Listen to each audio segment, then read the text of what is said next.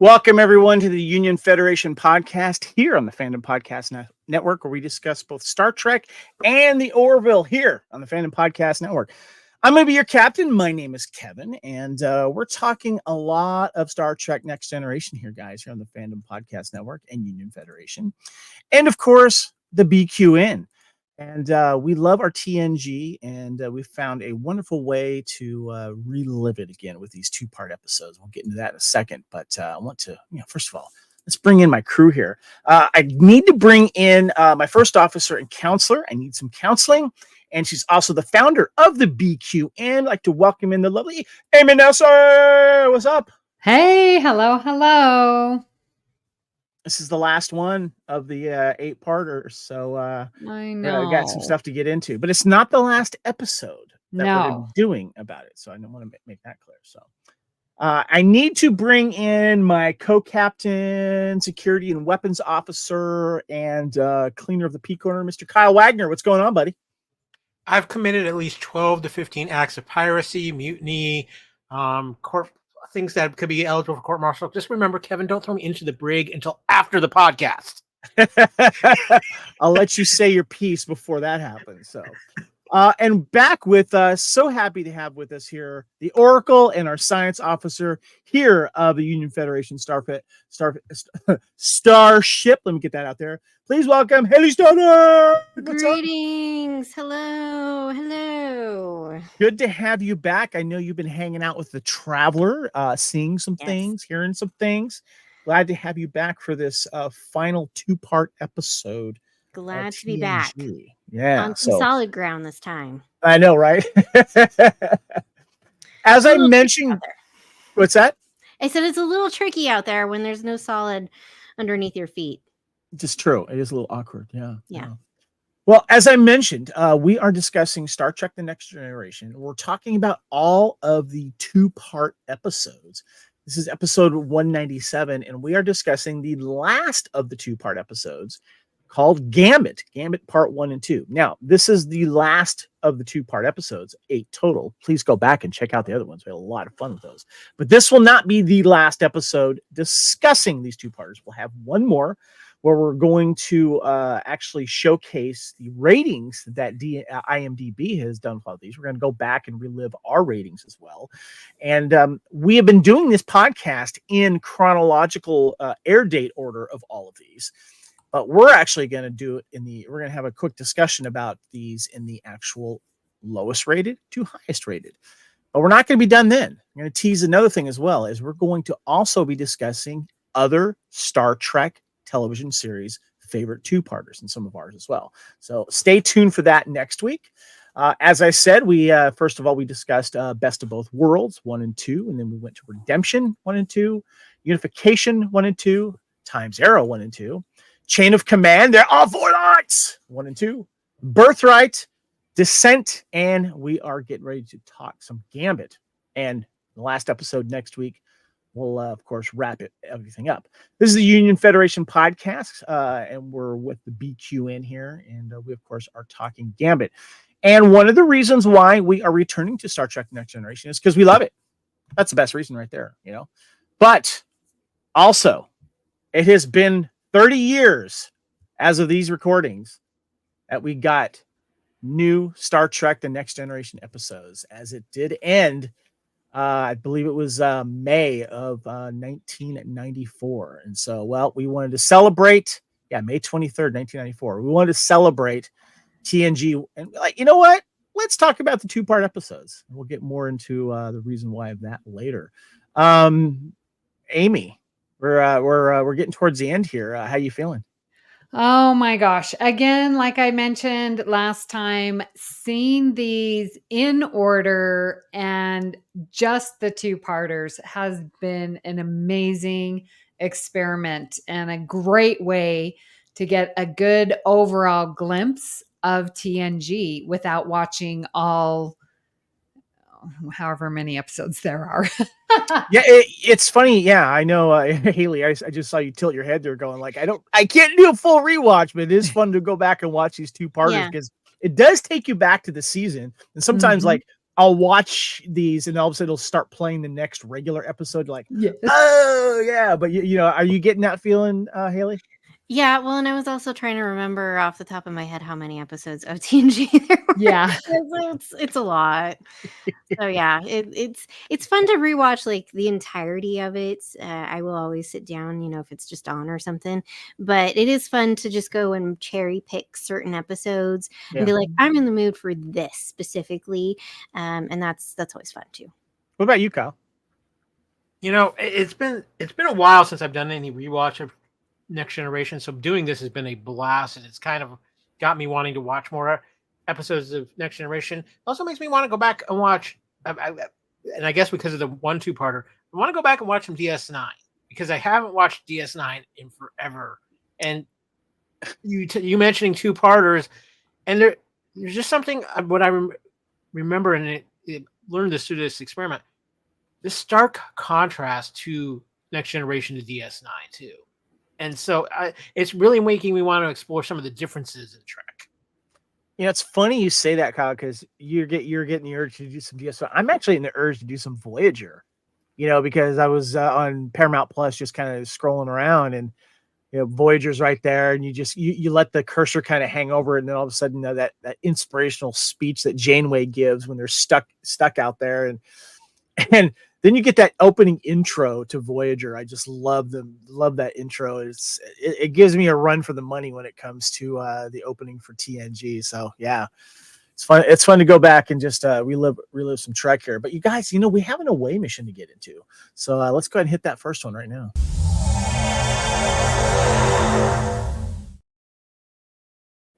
So this, of course, is the Admiral's Log for Gambit Part 1 and 2. We're going to talk about Part 1 right now.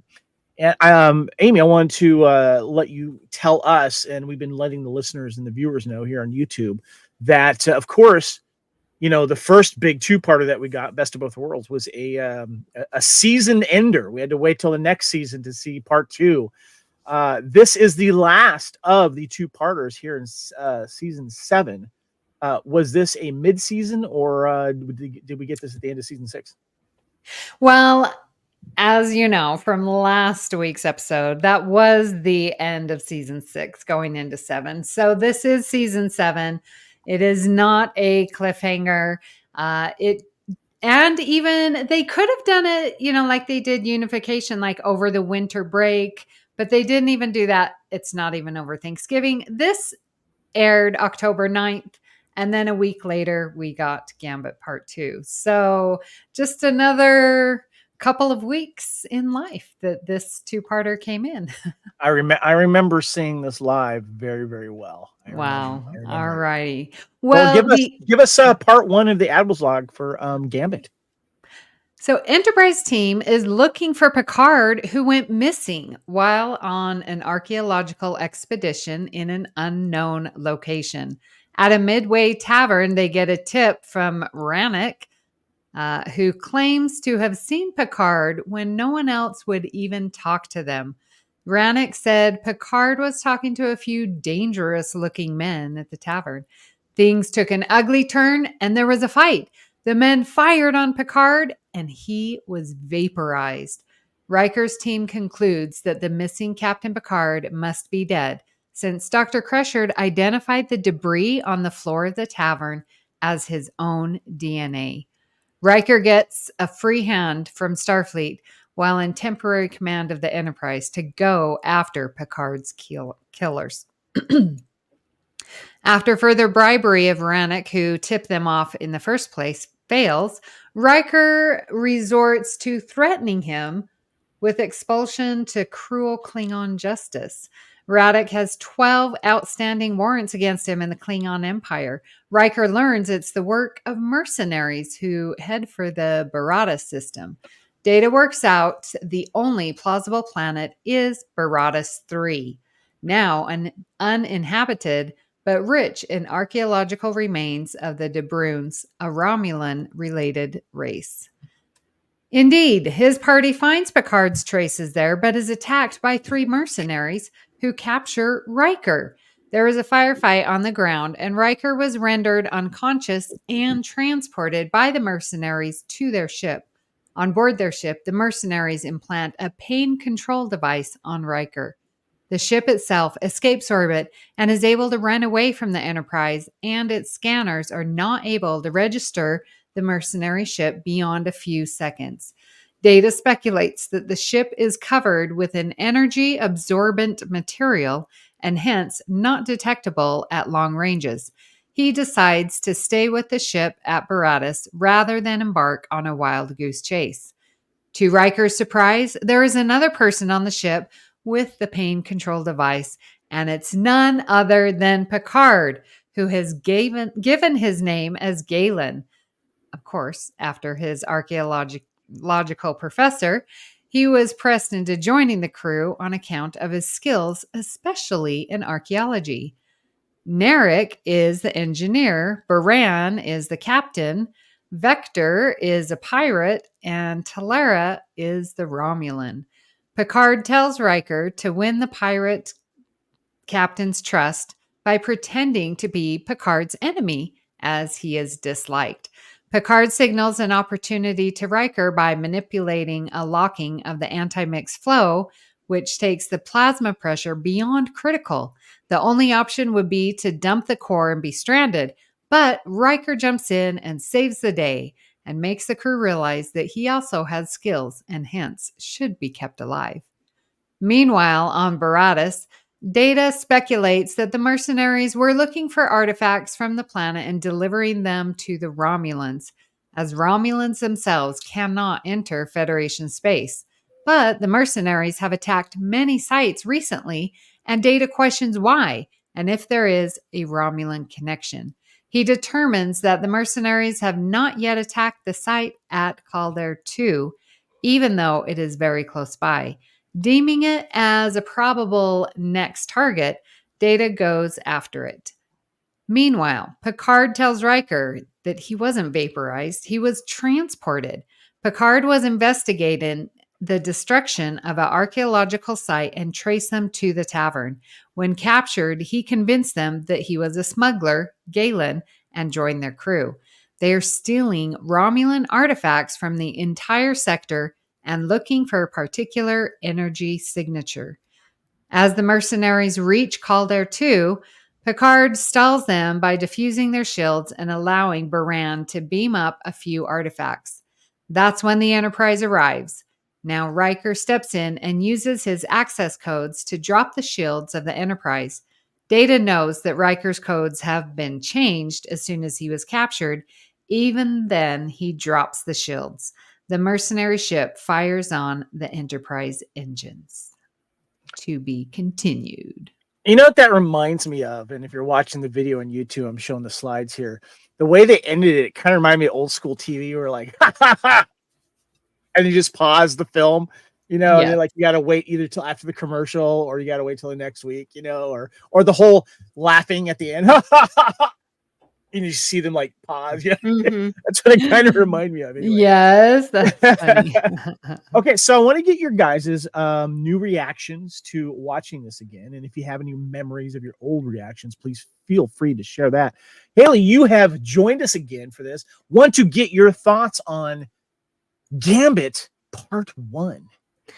Yeah, I actually enjoyed this episode. I think of the two-parters. I do remember watching this when it was first on and thinking like, oh no, Picard's been killed. Like, no, what is going on? And being really intrigued by this journey. And then this whole like space pirates essentially, because we all know about the Orions from TOS. Well, if you've watched TOS, and if you haven't, you've watched other stuff, and now you know who the Orions are. So I just thought that was really, really fascinating, and this idea that the Romulans could be behind finding like artifacts that are their own was interesting, like them trying to get their own history. And of course, they can't come into Federation space or we'll start a whole war, and just being really intrigued by this episode. And I just still really enjoy this cast of characters that are on this ship, that Baran uses these pain devices to control them all and get where he wants, kind of thing, which later on. But anyway, we find something different, but it's very interesting. That's cool. I like that. Okay, Kyle, let's go to you. This was a weird one for me when it first came out because my problem with this part was it always felt like we were coming in right in the middle of an episode with how it starts, and you're like, okay, there's a lot of story. I feel like I need more story here. And even in the rewatch, I still had a little bit of that feeling, but it is such an interesting episode with the twists. What I love the fact is, and this seems to be kind of a thing that's happened in both this season and the prior season, is how many different people get a turn in the captain's chair in these final seasons. You know, Riker, Data, Picard, Crusher. I mean, everybody gets a turn in the captain's chair in the last season, but it's intriguing. And one of the things I always like about TNG is those episodes where you get Picard away from being the captain, and he's just working with his wits and what he's doing. But what was so great about this was the fact that you had both Picard and Riker having to be put in that situation and how they play off of each other when they're not really captain and number one. And, you know, you kind of wonder sometimes if it, like in some of those scenes where Riker either Picard slaps Riker or Riker gets a little thing in, like when Picard gets that little extra kick in on Riker after he's been discovered interrogating. I'm like, how much fun did Patrick Stewart and Jonathan Frakes really have with scenes just being able to tease each other like that? But it's intriguing of what's going on, and what draws you in so much, I think, to this episode is that whole seeing these two characters we love in this different dynamic. And I think that's the more intriguing factor to me than the actual story that's going on, is watching the different character dynamic that we get in this episode. That's a good point. Amy, what about you? Your newest reactions to Gambit Part 1? Yeah, Kyle, I completely get what you're saying when you're like, you walk into this episode and you're like, I'm lost. What's going on? Where's Picard? And we've lost Picard again. Oh no, you know, we lost him to Locutus and we lost him, you know, there are 4 lights. Like, we're losing Picard a lot in these 2-parters. I'm just saying. But what I loved, one scene in particular that just made this episode pop, was, of course, between Troy and Commander Riker, and him defending why he wasn't going to speak at that memorial that Troy was trying to, you know, put together. And she had her reasons. Her reasons were valid. They were correct. And what she was asking him to do, there was absolutely nothing wrong. The way that she delivered, the tone of it, absolutely correct. And for him to voice his concerns, like, no, I can't do this because he's not dead. I'm not ready for this to happen. There is a priority here where we need to get his killers. Like, that's the priority, and then we can do this. And he had a right, and he did it he was a bit angry, but rightfully so. Like, he had a right to voice those concerns, and he was sort of biting at her, and she had a right to come back at him. And it's like, that is selfish, because it is. Like, everything, this discussion, they all had a right. They both had a right. They both were doing things great, and then they got it resolved, I feel, in a very mature way. And I feel like in these latter 2-parters and in the series overall, like, they're showing us ways on how to overcome conflict in a way that it's not intended to hurt your feelings. But Riker is being selfish because he's not thinking of the crew and not giving them a memorial service when Picard is dead. And Riker's not even saying that Picard isn't dead. He just has a priority of so that, and the chemistry between all the actors, obviously in the, you know, season 7, that they've worked together, just shines in this episode. The nonverbal cues, like, they just seem to understand between them that the words that we're hearing, we don't even need them because we just are acting and seeing their interactions with each other. So great episode. That's a great point to end on there, Amy. This cast, especially at season 7, is a well-oiled machine. And to kind of go back what you said, Kyle, I'm like, Frakes is having fun, getting knocked around or getting in a fight, and with the steward, and they're just having a blast. You could tell. So full disclosure, guys, I'm obviously, as you guys know, I'm a big Star Trek fan. I don't know if you know that. But TNG is my bread and butter. But I was lucky enough, and I've brought this up before, so I'm gonna please indulge me in this. I used to work for a company called Decipher, and I was playing their card games before I worked for them. And the very first card game that I ever got into full time was Star Trek: The Next Generation card game, Star Trek TNG. And I became a volunteer for the company, and so I'm going to be showing some images. Since this is the last regular season episode, and there's a reason why I'm going to be showing some images throughout this YouTube broadcast here. So if you're listening to this podcast, please check out the video of cards from characters from this episode. And there's a reason why it's important, because when you play the card game, you open up the packs and you put together a deck to play. But there's also a form of card game playing that's a lot of fun called sealed deck. That means you get a sealed deck and you get a couple of booster packs, you open them up, and you build your best possible deck out of those available cards. And it takes a certain skill and know how to do that. And a lot of the characters in this 2-part episode were characters that you saw a lot because they were very useful characters and they were fun to play with.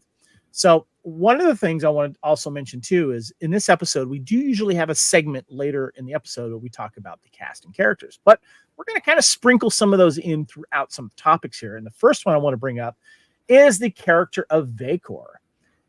And of course, so we see her highlighted a lot in this episode. And this character of Vacor is played by Julie Caitlin Brown.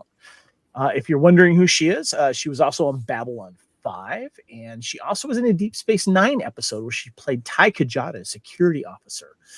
There's a picture of her as Natoth there on Babylon 5. Ooh. And I got to meet her once back in the day when the biggest Star Trek convention in the world was in a little town called Pasadena, California, by Creation Events. And it was some of the biggest conventions I used to go to at the time, and people from around the world would come to these conventions. And when I started working for Decipher, I would start to see a lot of these actors and actresses at these shows as well. And I got to meet Julie Caitlin Brown once. She was very, very sweet. If you look at the picture up here, I got a picture right next to her. And then there's a bunch of the people that I volunteered with and work with at the Decipher Star Trek booth. And she would always come by and say hi. Very sweet. She always had like some type of like flip phone on though, because if you guys don't know this, she's also an agent and a talent scout. So she's always on the phone. She's moving and shaking, as well as an actress and model as well. So she has other stuff that she gets into, though. She was very sweet. She always did come by the Decipher booth and would say hi. And she would sign some of our Baker cards. I have a couple that are signed. She was very, very sweet. But I just want to get your guys' thoughts on Vacor. And the reason why I bring this up, because these 2 cards that I'm showing right here, they were in the first and the second generation of the card game. And you would always, she wasn't a rare card to get, but she was a useful one to always play with because she had a lot of great skills. She had geology and medical and navigation. She was a thief. And so I want to get your thoughts, Amy. Yeah, she's great. I loved her character, and I loved, well, this happens a little later, but if they want a mutiny, they're like, well, the crew would follow her. She was sort of the next one up. And I thought, the crew respects her. And so mad props to her. Yeah. What about you, Haley? You remember Julie Caitlin Brown?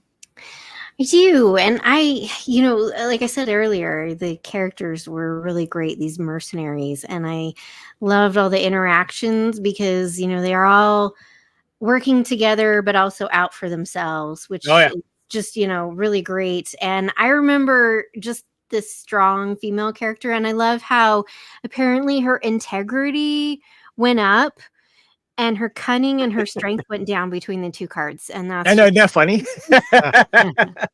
Yeah. I'm like, all right, I believe the integrity at a 2, but I don't know about a 4. Yeah. It's so funny too, because when you use your cards to like go on missions and solve missions and beam down to planets, sometimes having bad integrity is a good thing And sometimes Oh. it's not. So you have to balance stuff. It's pretty interesting. Kyle, your thoughts on Julie Caitlin Brown's character of Vacor? The great thing about Caitlin Brown is she's one of that actors. You know, it's like you see her even in makeup. She has such a distinct look to her face. It's like, where do I know that face? Where do I know that face? And yeah, and here it really kind of shines out because of the way her hair is. Her face really sticks out. But she's great in every role I've ever seen her in, and she's always playing a very strong character, which is very cool. And she was excellent in these episodes. And that was the thing with her, was like, you knew she was one of these mercenaries, but she wasn't like, oh, I'm just following blindly. She had a mind of her own, and she wasn't afraid to stand her ground and do a little manipulation and turning when it needed to be. And she was also the one to put her foot down. It's in episode 2, and she's like, I'm sick of hearing you, Caitlin. I'm sick of hearing you. We're going down with you. This is the way it's going to be. Too bad, so sad. We're doing this. So they really wrote her character strong and still intriguing, even with the screen time she had. Yeah, but the big question, though, when it comes to her character and her, Julie as herself, is, what do you guys think of this 90s Kevin? You're kind of in the middle of hair metal and 90s grunge hairstyle going on there. That's what I'm thinking. Oh, good times. All right, so that was Gambit Part 1. Let's go ahead and hit the Admiral's log for Gambit Part 2. Amy, what you got? All right. So this aired again the following week, October 16th, 1993. Now, the officer's ploy has succeeded. Riker won intergalactic piracy Captain Buran's confidence while secretly sparing the Enterprise. Riker had changed the energy configuration of their weapons, so even though the Enterprise had no shields, the weapons only caused minimal damage. Buran is forced to withdraw when Talera realizes that even though damaged, the Enterprise has superior firepower. Although Talera is now suspicious of Picard, since Picard stopped firing on the Enterprise due to an issue with a disruptor power system, even though it could be bypassed, and he continues to pick fights with Riker as though they are deliberate. Picard makes a positive energy signature match with one of the stolen artifacts. Buran tells Riker they need just one more artifact, and after that, he wants Riker to kill Picard. Meanwhile, Picard had used the carrier wave Riker used to send his access codes to the Enterprise to send a coded message to the ship. Data finds the coded message, which are coordinates to the Hyralan sector. Data takes the Enterprise there. Picard works out the stolen archaeological artifacts that they are not Romulan, but pre-logical Vulcan. This is confirmed by Talera, who guessed their game, an undercover agent who must prevent them from being used as a terrible weapon. Talera reveals that her name is T'Pol, and she is from the Vulcan Security Agency. She found the encoded message from Picard to the Enterprise and confronts him, saying that he is a Starfleet officer and not Galen. The weapon, she says, is psionic regulator that amplifies negative telepathic thoughts and can havoc great destruction in the hands of the wielder. Talera says Buran needs another 2 pieces to complete it. Meanwhile, Data is in temporary command, dealing with Worf's initial lack of respect. The Enterprise reaches the Hyralan sector before Buran, where it finds Klingon Corral's ship. Corral was supposed to meet Buran and refuses to answer any of Data's questions. Data can't board the ship since he has free rights of navigation as per the treaty with the Klingons. But Worf suggests conducting a health and safety search, which is under the terms of the treaty. Corral has sent a message to Buran saying that he has been detained by the Enterprise. Buran sends Riker with Galen and crew to retrieve the artifact with a raid on the Enterprise. Buran wants Riker to kill Galen during the first raid. Riker retrieves the artifact, but when he tries to kill Galen, Galen shoots him first. Riker is only stunned, but appears to be killed. Baran crew returns to the ship and mutinies against Baran. With support from Talera, Galen kills Baran and assumes control of the ship. Their mission now is to determine where to deliver their cargo. Riker contacts Vulcan security head Satak and informs him that the ship with T'Pol is headed to Vulcan and not to fire on it. Satak informs Riker that there is no Vulcan operative working with Baran at all. T'Pon says that the artifact is to be delivered to Vulcan isolationists on the planet Vulcan who want to combine the third piece to complete the artifact and use it to rid the Vulcan society of all alien influences. Picard tells T'Pon that he had Riker already inform Vulcan defenses that their ship is approaching, so they are not mistakenly shot at. T'Pon knows her game is up and exposes Picard as a Starfleet officer to her crew. The crew goes with T'Pon to the surface of Vulcan to collect their payment. But when T'Pon completes the weapon, she turns it on them and dispatches them one by one. But Picard empties his mind of all violent thoughts, and the weapon doesn't work on him. The resonator only amplifies negative thoughts. If there are no negative thoughts, it is powerless. T'Pon is defeated and taken into custody. The resonator is destroyed. Back aboard the Enterprise, Lieutenant Commander Data, although relieved to see Picard and Riker alive, points out that Riker is guilty of defection and that Picard is still technically dead. So Picard jokingly suggests to Data to throw Riker in the brig while he goes and gets some much-needed rest. Data immediately complies, escorting Riker to the brig, as Riker tries to convince Data that Picard was only joking. How does Brent Spiner keep a straight face there, Kyle? Let's to be honest. The truth of the matter is, this episode isn't anything to do with the Vulcan relics or anything. It's about Data's mutiny and Data's plan to take over the Enterprise. Are you talking about when Data does this and he puts his hands in the teepee? He's like, "I'm the captain now. I'm the captain now." It's all second. That's the underscore of this episode is Data taking over the Enterprise. Hey, we're gonna go right back to you. Your new reactions to part 2. Yeah, this is another great episode. And the whole time I'm thinking, man, if anyone tries to pull some kind of stunt with me, I am so slow on the uptake. Like you and Kevin and Kyle constantly are throwing out movie references and I never catch them because I don't. Oh my gosh! And now Riker sees Picard, and you realize that Kyle and I share a brain. That's why. Wait a minute. So it's not your fault. We Kevin and I have morphed over the years. We're just one entity now. Yeah, you're like orange cats, where you just share the one brain between each of you, and it just rotates who has the brain cell or not. Yeah. Yeah, I just was so impressed in how quickly Riker and Picard, didn't give away and got in going with that. And I just man, it's a good thing that I am not trying to save anything because it just wouldn't happen. I was very impressed with that. And again, the second, what I mentioned from the first episode with that Troy and Riker, the Data and Worf. Again, how do you deal with conflict, especially when it's in the workplace? They both were correct. Worf was correct in identifying, hey, you shouldn't be leading, here's another option.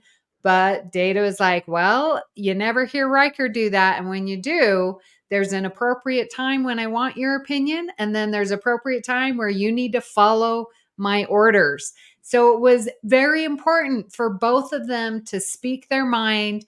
And I love that Data was concerned. I hope this doesn't endanger our friendship. I understand if it does. And how quickly Worf was to self-reflect and say, you know what? I was the one in the wrong. I apologize, and I hope my actions don't endanger our friendship. I mean, just a huge lesson to everyone, because you're going to come into conflicts with friends, and this is how you do it. Just love that moment. Again, this episode, so much fun. But I will stop talking now. Haley, your new reactions to part 2. Yeah, I'm in agreement with Amy. I think, I remember watching even the first time. I love how Worf and Data handled that situation because, it really could have gone a completely different way. And between the two, I could have given- used a hug. I could have seen a blow right there. Would've been With cool. Worf and Data. Worf's not a hugger. Neither is Data. Yeah, no. But like it's nice to see, that dynamic because we don't always agree with everybody, even if we have outside, of work environment relationships with someone. We don't always agree with everybody. And I really appreciated that they had the conflict because that's something we don't see very often. And granted, Data in charge isn't a big thing either, but it's interesting when the characters you don't expect to have conflict with each other, and how do they take the lesson from that? Worf is, one of my favorite characters. I mean, they're all my favorite, but not all my favorite. Geordi's my favorite, but I always appreciated Worf's insight, and I think just because of his culture and his heritage, I think that mindfulness and that looking and reflecting on his own actions and words and how they affect others is kind of more natural for him, much like Vulcans self-reflect because of their meditation practices. So I really like that aspect of it. Again, this back and forth of like what's going to happen with everything, and I love this idea still that if I don't have negative thoughts, this device can't do anything to me.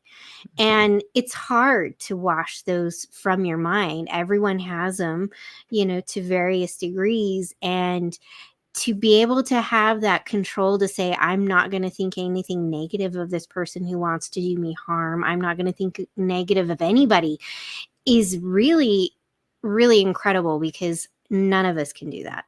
I don't think a single person, because we're all fallible, is not able to think something negative, even if it's unconscious. And that is just a really powerful tool to use of like, can I change my mindset? Because as Amy's probably learning, it's really hard for people to. Yeah. Where do you think Picard's mind went?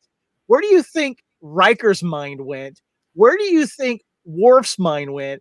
And rando security guards behind them went, not to get vaporized by.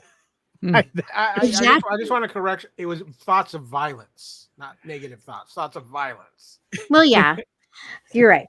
So thoughts of violence, yeah, and those negatives, because inherently they're pretty similar, right? I don't want to cause harm to you, but it's hard to wipe those thoughts from your mind. Even for me, I'm not a violent person, but like, this dude earlier today, I had thoughts of violence because he almost ran into me with what he thinks is his big pickup truck and his trailer in the roundabout.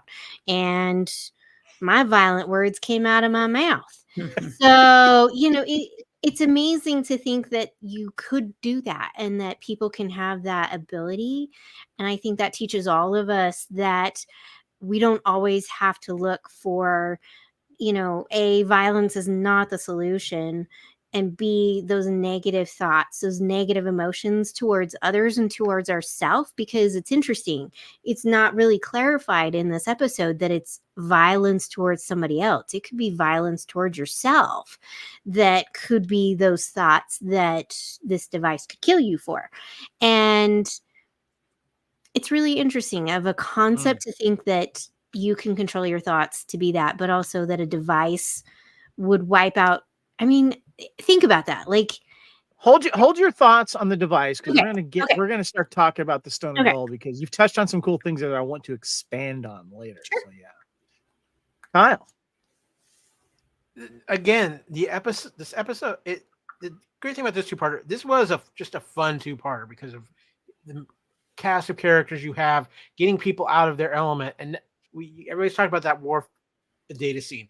First of all, seeing Data in the captain's chair again in a two-parter was great, and to have Worf as his first officer, talk about just the conflict of personalities between the captain and the first officer. Finally,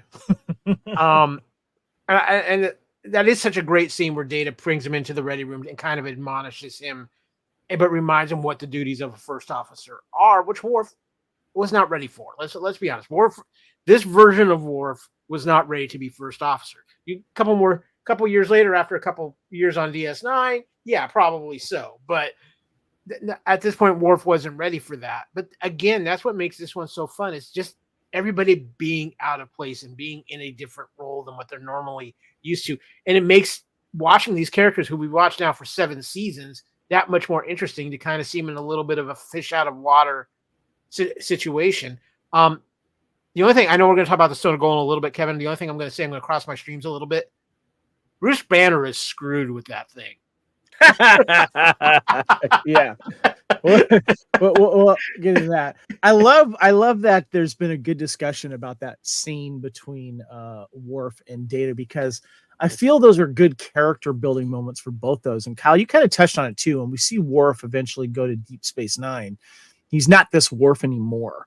And I feel like it's little moments like this that really make these characters that we love in this series, when we see them again in whatever incarnation later on as guest stars or whatever, that we've seen this turn. And Worf, obviously Michael Dorn has played Worf his character more than any other Star Trek character when he obviously ends up going to a Deep Space Nine, and of course eventually into Picard, and we've seen his evolution. But one of the things that I really liked about this episode is when we're getting the not so in your face, but it's in your face cat and mouse game between T'Pol and Picard, where they're working together here, and Picard is using his archaeology skills to put the pieces together, and Talera is right there, like paying attention, and then this little things like, yeah, I did mention to Riker to the Vulcan police people, whatever, blah, blah, blah. So he's kind of like covering his ass,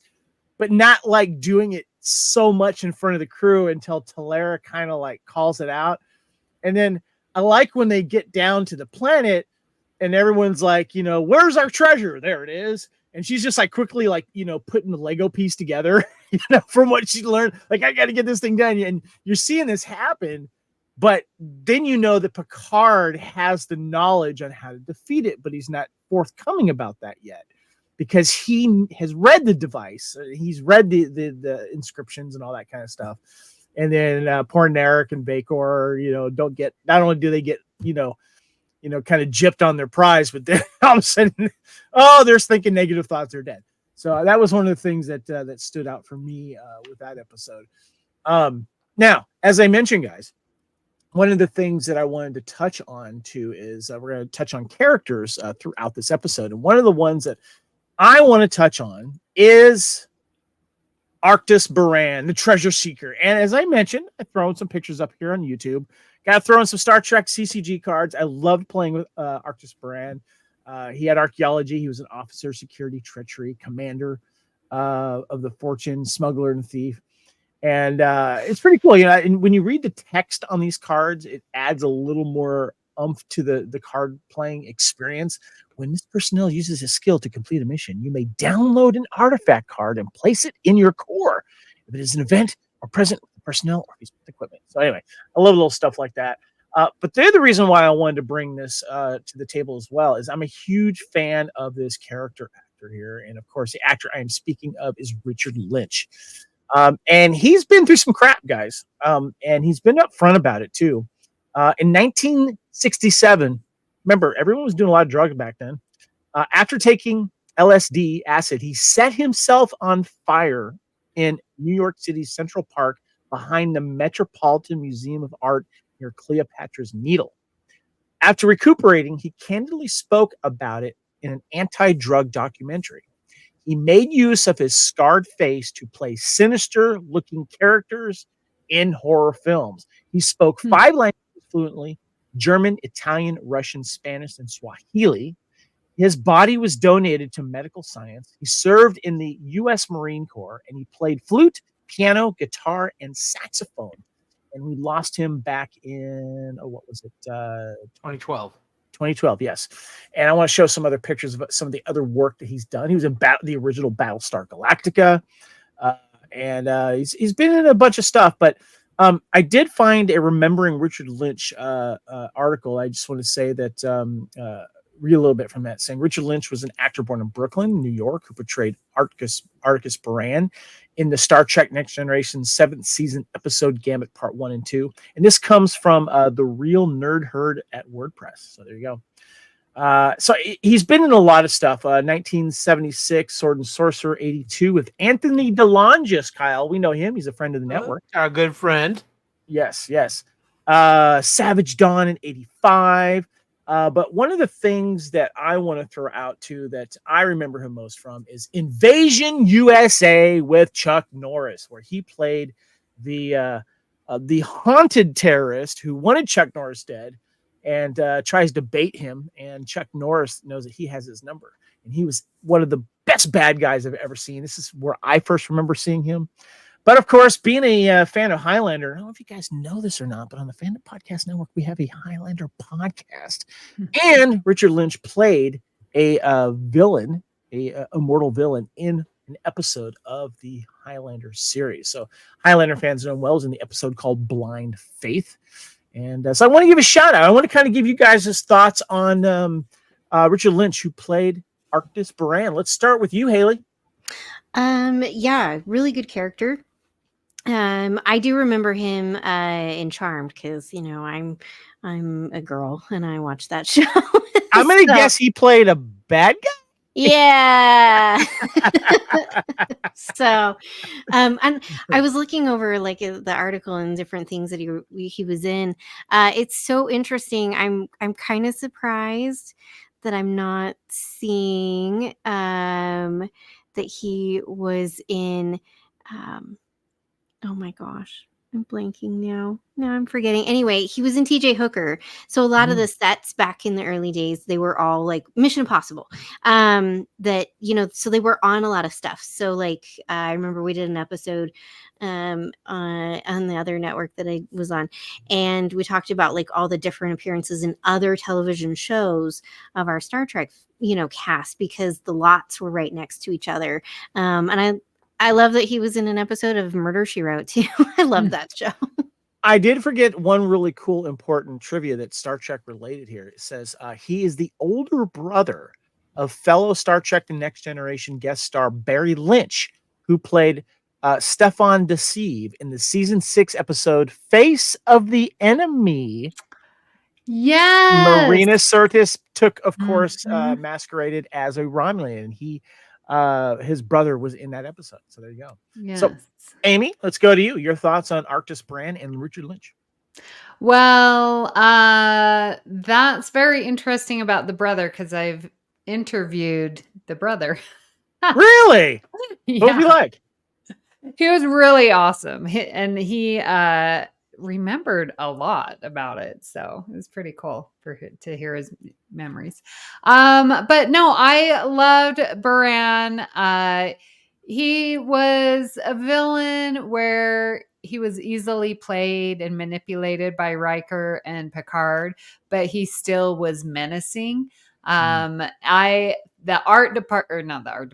makeup and hair, seriously, like I love his look. It just sort of fits his face. They just did a great job with it. Yeah. Gotcha. Kyle, your thoughts. I know you know him from stuff. Your thoughts on Richard Lynch's Baran. Kevin, when you go across his IMDb and from about 1978 through about 1994, he was on what I would call the time warp trifecta of amazing television shows as guest spots. I mean, some famous shows, some of them famous for infamous reasons, but a lot of them famous famously known within fandom, and he is a phenomenal character actor. I mean, in one way, he hit the sci-fi trifecta. He was in Star Trek, he was in Battlestar Galactica, and he was in Buck Rogers. So he did hit kind of the 70s, early 80s science fiction trifecta. Of course, Highlander later on. Some of his other credits include being on Charlie's Angels, Vegas.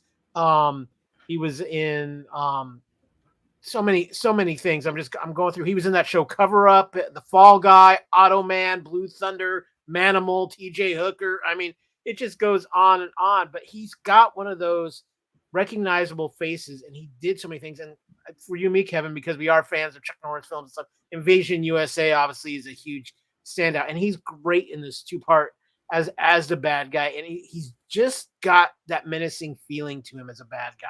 Even without them, even when you take him out of the makeup or put him in the makeup, it's his eyes. His eyes sell him being the bad guy, but he carries himself. He's done all these other things, but he always carries himself with this level. And you just look about the things about him. This was truly a Renaissance man too. With the languages he spoke, served in the U.S. Marine Corps, he played multiple instruments. An amazing actor. This guy is one of those. You know him, maybe you don't know his name, but you definitely know him. I have to actually backtrack. Invasion USA was the movie he's most memorable for me, and of course is Arcturus Brand. But I actually do remember him in a very crucial episode that made a huge impact on me. A 2-part episode too of Starsky and Hutch, where he played a character named Calendar, and they had to hunt him down because he had this virus. And they wanted to make sure that he didn't spread it or something like that. And he was really, really good in that because I loved me some Starsky and Hutch. So there you go. And yeah, Kyle, his IMDb is just crazy. And by the way, he was in Cobra. No, not the one with Sylvester Stallone, the 90s TV series. He also did Thunder in Paradise with Hulk Hogan. So he's covered the banner. Yes, he has. Yes, he has. Okay, the next discussion point that I wanted to touch, and we've touched on it, but we need to expand on this here, guys.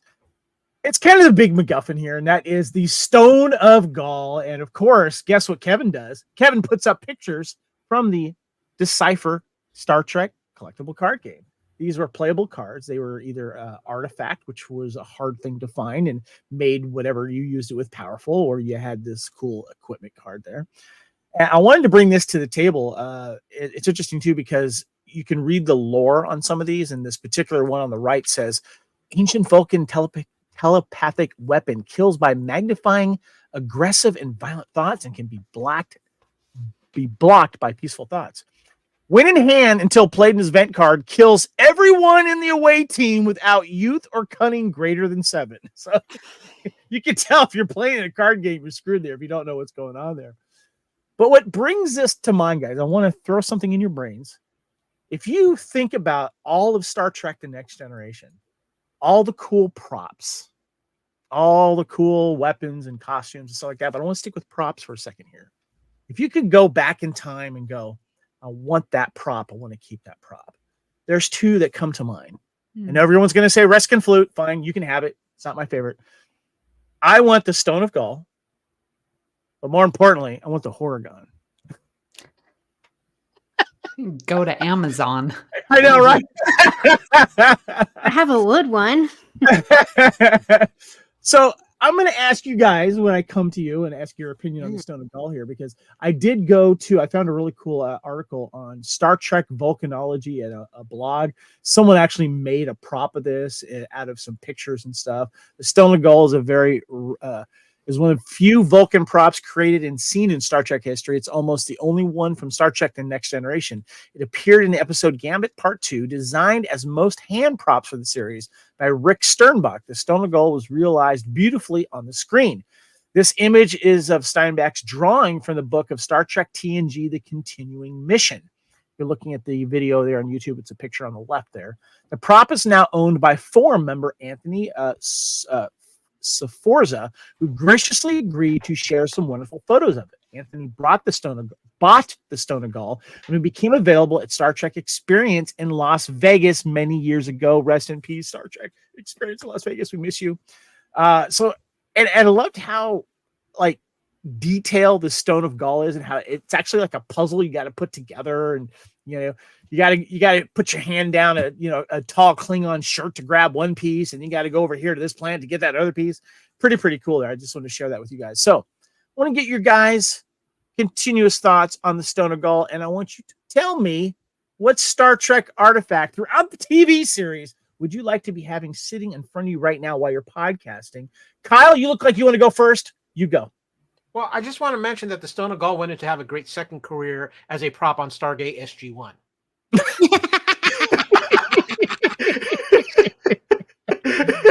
Do you care to elaborate on that, Kyle?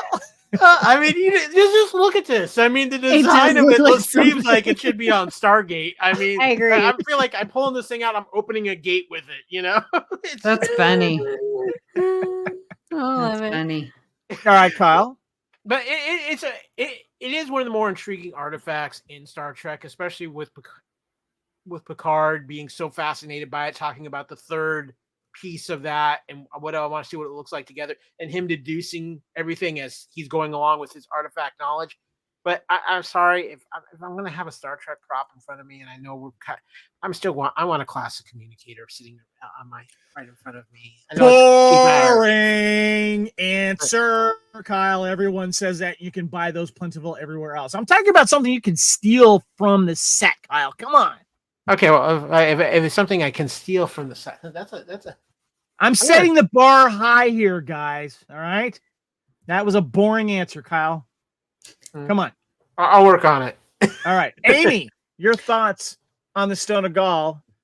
And I want a good prop that you're going to steal from the set of TNG. So my prop that I'm going to steal is actually tangentially related, because when Galen presents Picard with that thing, and it's the one, and then you open it up and there's it's like the Russian doll thingy. Yes. Yeah. That's what I want. And the Russian flute.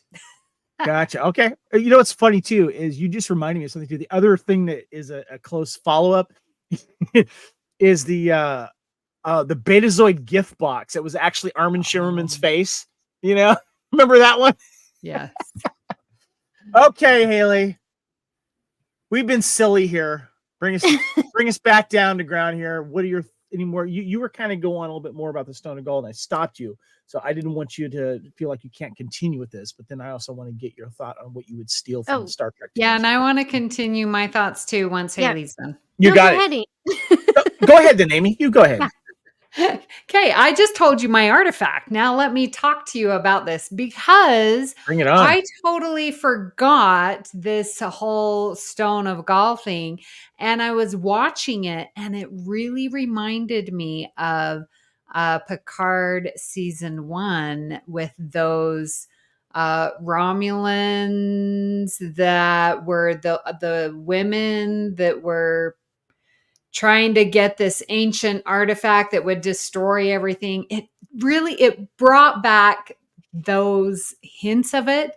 But I love also what this did. I'm glad we watched this in chronological order, because it was talking about these, the people who wanted, purist, which we sort of got in Unification, where there's these subsets, these little groups of Romulans, little groups of Vulcans that want to do this, these purists, these isolationists, whatever you call them. And we're seeing that now, and yet again in this episode, in these two-parters. So I really like that tie-in, and that ancient culture that we get from those two Romulans and Vulcans. That's a great point. Yeah. Okay, Haley. Yeah. Okay. Well, first off, I'll go with my thing that I'm snagging. I would steal Geordi's visor. Sorry. You would basically be lore. Because it looks good. Yeah, I would steal Geordi's visor. I mean, I ran around with my banana clip when I was a child, wearing it like Geordi's visor. So, yeah. That's awesome. I know. That's cool. I mean, I've actually read that's what they used. So. Yes, it's a banana clip. Yeah. Yeah. Yeah. Anyway, but I would still the actual visor itself. I was trying to think if there was anything else that like I would make off with, and I think the only other thing that I would take is I would take the captain's chair. Nice. Okay. Ooh. All right. So yeah. Any Yeah. further thoughts on the Stone of Gaul? Yeah, so I know I was talking about it. Like I said, I find this notion very interesting because we know that Romulans and Vulcans, they have a shared ancestry, and they split at some point and they become very different people. Um and and so for this idea of this Vulcan technology, this artifact that will essentially obliterate anyone who has violent negative thoughts. And again, like we're never sure if it's towards other people, we're never sure if it's about ourselves.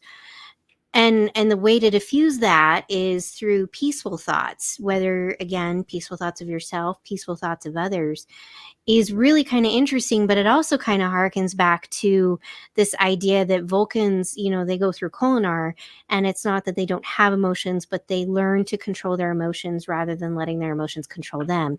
And Romulans don't go through this process, so they don't have that. But then we learn about these isolationists, the purists, who want to kind of have their viewpoint be the dominant viewpoint. And to them, they don't want that negativity. They want to basically purge all emotions, so they don't even have them whatsoever. And so to go along with that, you'd have to get rid of anyone who would have anything other than a peaceful thought about themselves or about somebody else. And so while this artifact to a degree can kind of seem kind of silly when you're watching the episode, if you really dive deep and think about it and think about Romulan culture and Vulcan culture and these subset groups that we learn about and how they're trying to reconcile within themselves. And we have these subset of groups now in our own country and across the globe, every culture has them. What do you do, and how do you communicate with them, and how do you understand them, and how do you understand each other? But like also, how do you understand yourself, and how do you get to a point with yourself that you can have a negative thought enter your mind, whether or violent thought enter your mind, and choose to not act on it. And so many of us choose to not act on those thoughts. We have them, but it doesn't mean that we do anything about it. And it's like the movie Minority Report, where like they realize that, oh, someone's going to murder someone like 10 years from now, and we're going to go and we'll arrest them now, even though they haven't done the crime. And this device is almost kind of doing the same thing, where it's, I'm going to wipe you out because you have this violent thought. It doesn't mean that you're necessarily going to act on it, but you have it, or you have this negative thought about somebody else or about yourself. So I'm going to take you out before you can do anything about it. And, it's judge, jury, executioner, but then you can flip it by trying to control yourself and control your own emotions. And I think that's really interesting because it is the Vulcan culture. It is that I can have these negative, violent thoughts, but I'm not going to do anything about it. I'm going to choose to think positively about something, because so many people get caught up in these violent, negative thoughts, and it's a cycle. And I've worked with people that they don't get out of that. And so, what do you do when you're in that moment? So I love this aspect that even though nobody else knew, so we didn't know what they were thinking, that none of them were thinking. And Picard was able to control himself and say, I am not going to have a violent thought in my body. And again, it's Picard, and we don't think that he would think that, but everybody does. To have that control of yourself is really, really, really wonderful. And that's also why I'm really drawn to like Vulcans. And I really love that culture, because it is a choice, and everyone has that choice to act on it or not. But you can't turn around and say, I'm going to take away your choice by eliminating you because you had a thought, but that thought didn't become an action, but I don't care. So that's what is really interesting about this artifact and this part of that episode.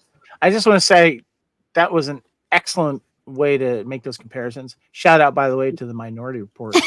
Yeah, love that.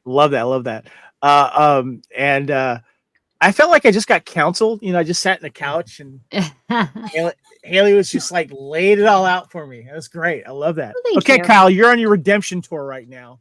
I want to know what awesome artifact you're taking off Star Trek Next Generation set that's not a communicator. Come on.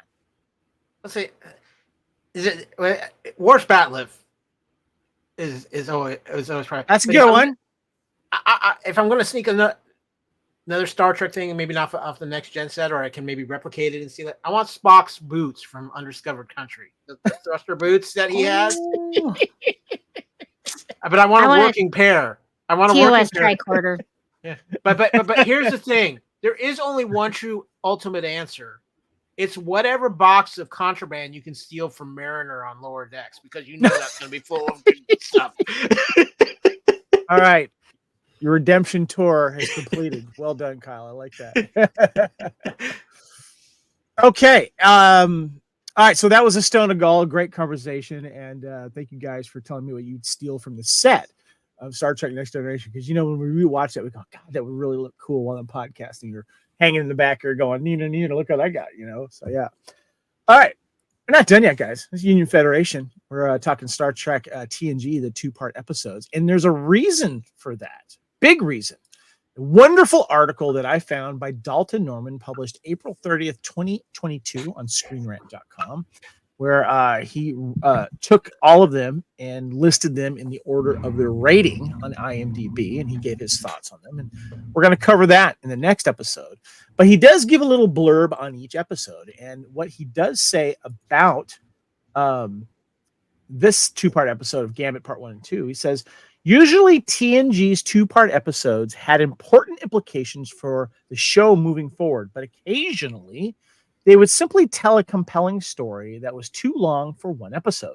Gambit takes place after that apparent death of Picard, and Riker's put in charge of the intense investigation. When he is suddenly kidnapped by a group of archaeological thieves, Riker finds that the captain is seemingly joined with them. He ends his little blurb, Dalton says, by saying, further fleshing out Picard's intense love of history and archaeology, the episodes are a fun adventure romp that sees Captain and his first officer working together. Picard was often put in the action hero role, but he excelled on a few occasions that he was. Let me clarify. He was not often put in the action hero role, but when he did it well. While the story might not be as earth-shattering as other 2-part episodes, it was an intriguing adventure that harkened back to earlier days of the Star Trek franchise. And I want to get your guys' thoughts on Picard naming himself Galen for obvious reasons, getting into some action here, having fun. But when he has his moments, when he's doing the archaeology stuff, you could tell he's just digging it. He's loving it. It's like he's just getting into his Legos, you know? So I want to get your guys' thoughts on, Picard shining here. Kyle, I'm going to go right back to you, sir. Your thoughts.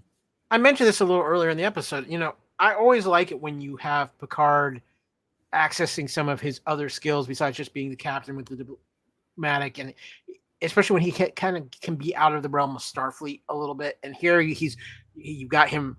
It's his archaeological side that's kind of keeping him alive, and then he's using his own wits and cunning, and we're seeing him have to not be himself to portray this character. And it's so well done. And let's be honest, when we get to see Patrick Stewart let loose a little bit and have a little fun and not have to be quite so straight-laced Picard like he has to be most of the time through these, it's great. And especially here where he gets to play a little bit more of the action hero and have the plan working with Riker in a totally different environment. And it's great. And it's one of the things with Patrick Stewart. So he's become, in a way, we think of him as Picard, or we think of him as Professor Xavier, and we don't think of him in other roles necessarily per se. And so when he gets opportunities like this on Star Trek, it's great because, again, one of my favorite Jean-Luc or Patrick Stewart roles outside of this is a fun one that a lot of people don't talk about. I believe the name of the movie was Mastermind, where he actually played the bad guy in it. And very similar to the way they take over a school, similar to that movie Toy Soldiers. And he's so fun as the bad guy in that film. And you kind of see him playing that up a little bit in here. And it's just great. And it's one of the things I wish that we got more of out of his Picard throughout the run of Star Trek. Haley, what about you? Yeah, I really enjoy when essentially we get to see Captain Picard nerd out. Because that's what he's doing when it comes to archaeology. Like that's his passion. He's geeking out big time. Yeah. You can tell, yeah. And it's fun because like we do those things. I do that all the time. So he's like, Taylor, I know you want to kill me, but let me figure this out first here. Yeah. And also I just have to say, like, I would love much like the David Lynch who played the bad guy in this, I would love to be a polyglot. Like if that was my superpower, that would be my superpower. And for those who don't know, a polyglot is someone who can speak multiple languages fluently. So like I would love to be able to like look at something and it be in another language and be like, oh, I can read this. Oh, I can read this. Oh, I can read this. Oh, I can read this one. Oh, I can speak this one. Like just at the drop of a hat. Like that would be so fun. You and I are on the same plane with that, Haley. I always wish that I had that superpower where you can like understand and also understand any dialect, speak it, but also know like ancient Sanskrit and writing and all that kind of stuff. That'd be awesome. Mm-hmm. Yeah. Kyle. I just wanted to add in, even though we're talking about Picard here, there is one thing missing from this episode. You know, Riker is trying to seduce somebody on that ship before the two-parters over. So, Baker, what you doing tonight? Oh, boy. All right, Amy, bring us back down here. Picard's having some fun here. I kind of feel, too, that, like, yeah, okay, I know what I got to do. I got to find out what they're doing. I got to thwart this, but I'm going to have a little fun in between. And thinking about Picard's arc through this series, with his last archaeological one was Captain's Holiday, right? And he was preparing and he was doing his speech. And and then we've got him having a little love interest in Nella Darren in Lessons. Going horseback riding on Starship Mine or whatever that title is. So I almost felt that this episode came out of nowhere again, but I'm not a Captain's Holiday type of fan. So I get the levity, and that Patrick Stewart was just having a great time. And again, the chemistry between him and Riker and feeding off each other. And, I'm going to set this up for you so you can look like the hero. Like all of that was working, and he does a great job with it. But it just is jarring because I'm just not used to him having so much fun. So I get what the article is saying, and I love it. It just is a little jarring for me because I like seeing Picard straight-laced. It's funny. I remember it catching me off guard when I was watching this live. Because I used to have these, especially I think it started right around season 4 or 5. I'd have these friends over at my little small apartment. And we'd watch the newest episode, or we'd go to someone else's house. And I remember when this episode came on, and I was going like, "This is so much fun!" And it still is fun for me. I love this 2-part episode. I love seeing Picard in a different setting. I love him with the action, but it mixes a little bit of everything. But the characters all had a chance to shine. And I know we didn't get a lot of Beverly in this, but come on, how hot was she looking with the little beret, in the seedy bar in the first episode, holding the gun to the bartender guy, like, no. And then like, proving what the alien said. Everyone kind of had their moments.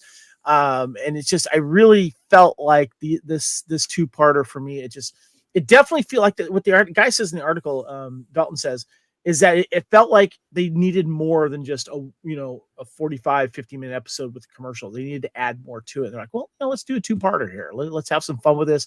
Let's make use of the set here. Let's make use of the guest stars here. We could really have a lot of fun with that. And that's how I felt that it came around. So Kyle. Just real quick, since we are talking about the other character moments in this, I have to ask Amy, being our Counselor Troy expert, how about Counselor Troy working it at the beginning of the episode? He owes me a lot of money. Yeah. Yeah.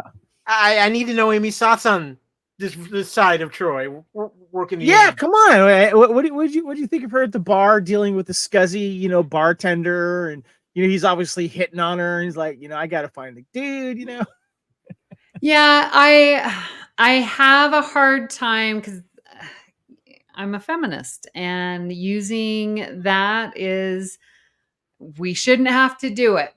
However, with that said, if it works, then you're going to use it as a tool to get what you need to get, because you are using it as a tool. You are not relying on it. It is just a tool, and she uses it, and she uses it very well. Yeah, she does. She was great. Great way to open up the episode. As I always do, I report, obviously we, I watch these, of course, on Paramount Plus, but also got to go check out the Blu-rays as special editions. And if they have deleted scenes of note, I will mention it or show the slides. What I thought was kind of cool was that there was deleted scenes for both episode 1 and 2, but nothing that really kind of broke the bank that's worth discussing. A lot of them are just kind of like extended scenes with a little bit more dialogue that, gets flushed out later on. So you're not really missing anything, but it was kind of cool to see them kind of intertwined. And like I said, I got to give the Blu-ray people a lot of credit for when they slide in the extended scene or the deleted scene. They'll show the beginning of the scene before it in full HD color. And then you'll see the deleted scene a little kind of grayed out, like not as HD, and then you'll see the next scene starting up that is in the episode. And I got to give them credit for it. It's fun to kind of watch these little extra dialogue stuff, but nothing earth-shattering. Guys, let's hit some trivia.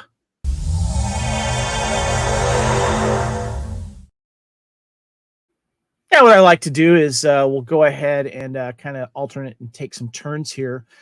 Amy, why don't you start us up first for part 1, episode 1 trivia for Gambit here. Yes. So Ranak, that's the bar informer, if you remember. His name is spelled Yranac. Now, if you spell that backwards, you have spelled canary. And a canary is a slang term back in the 20s and Prohibition, where you would sing like a canary. So we're gonna give you some cement shoes. Yeah. Sing like a canary. Mm-hmm. See, now I'm gonna. Oh man, sorry, I'm singing Mac the Knife in my head. So right, I love that song. Haley, do you want to read the next one? Yeah. This episode contains the longest phaser fight shown on screen, with over 70 shots. Pew, pew. Yeah, that's a lot. All explosions were done in post-production due to a fire season ban on live explosives shot on location at Griffith Park's Cedar Grove. Likewise, all damage stains on rocks were done digitally. Pew. Kyle, hit us up with the next one. The idea for this storyline grew out of a spec script submitted by an Iowa college student, Christopher Hatton. It went against one of Gene Roddenberry's long-standing taboos: no space pirates.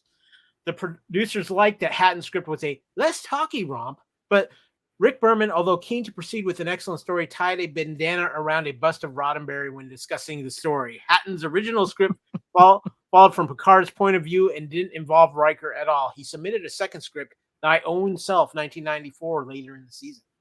I want to mention something real quick with this trivia. I remember when I was learning about the behind the scenes and all, when it came to TNG, they really had like an open door policy of saying, hey, you want to send us scripts? We'll take them, and a lot of these became episodes, and this was one of them.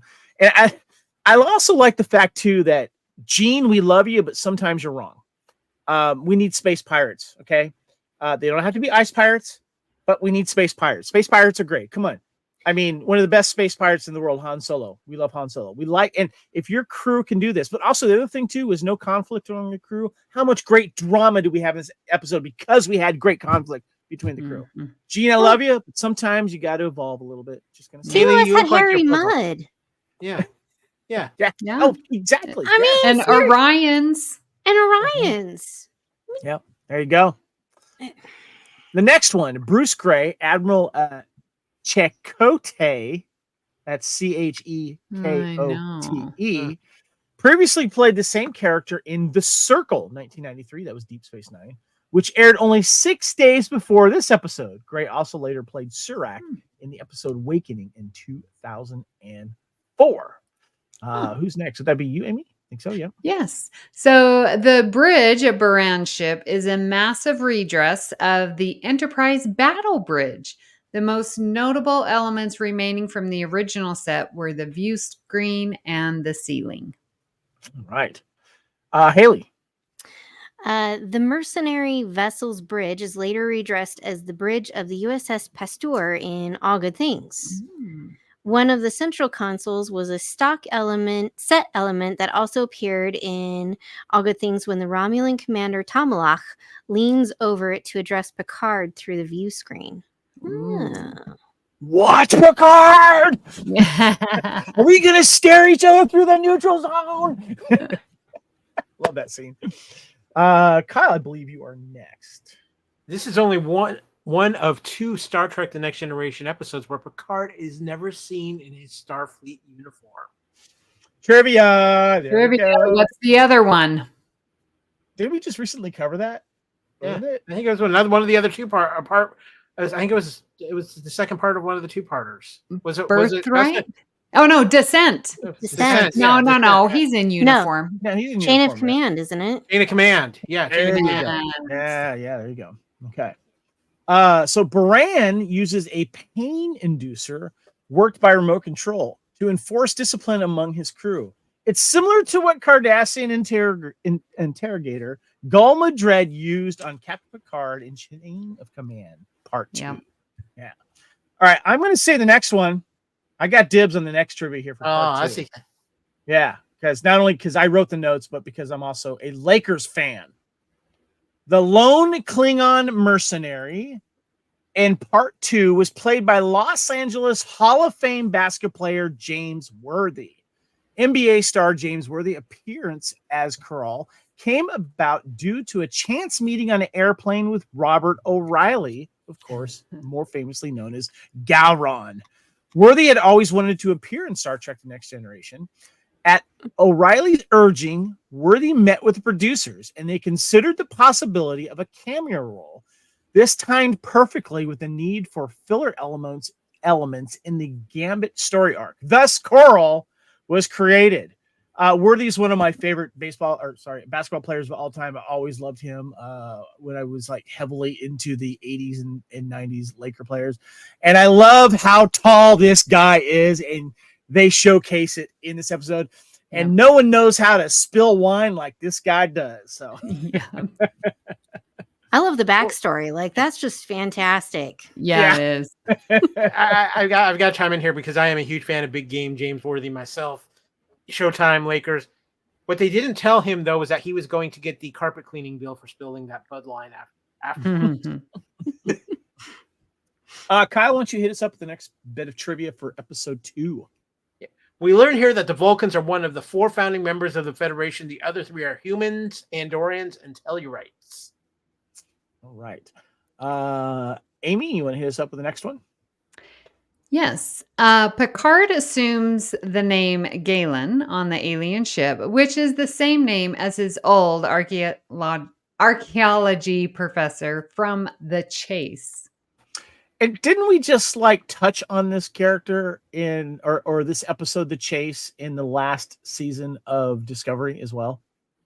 Funny how all this kind of ties together. Mm-hmm. Haley, why don't you hit us up with the next bit of trivia here? Yeah.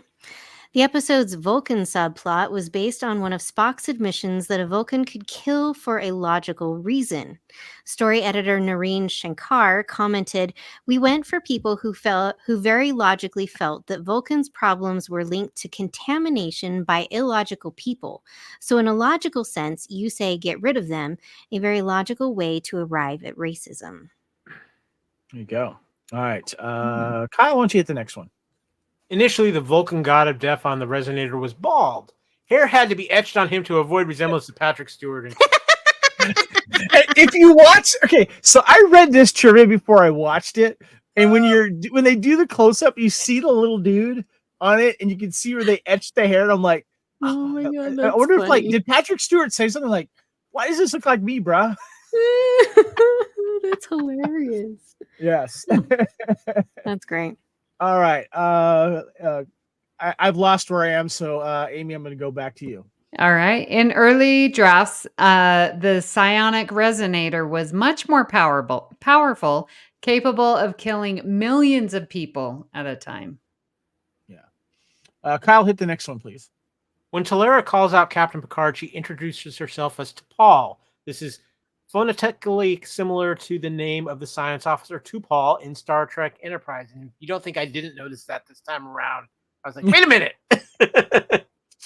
And I'll hit the last one here. It is proven that although Data has no human emotions, because I think he took the chip out by this time, he can still emulate them to get his point across. This is evident when he gives Worf a dressing down in private regarding Worf's unsatisfactory performance as acting first officer. So there is your Star Trek trivia for parts 1 and 2. Guys, we have one last away mission. Let's get into it.